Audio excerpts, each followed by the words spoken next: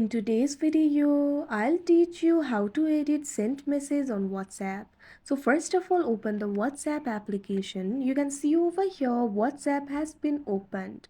Initially, you'll be to the chat's interface. So tap on the chat where you want to edit the message.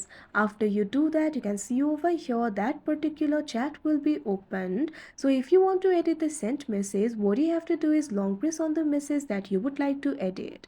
Now at top, you'll be able to find various options over here. Tap on the three dots that you can see at the top right corner of your screen. Now you'll be able to find various options.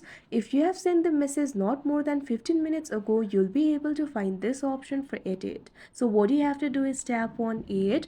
Now you can see over here, you'll be able to edit the message. Go ahead and erase the initial message and enter the new message over here.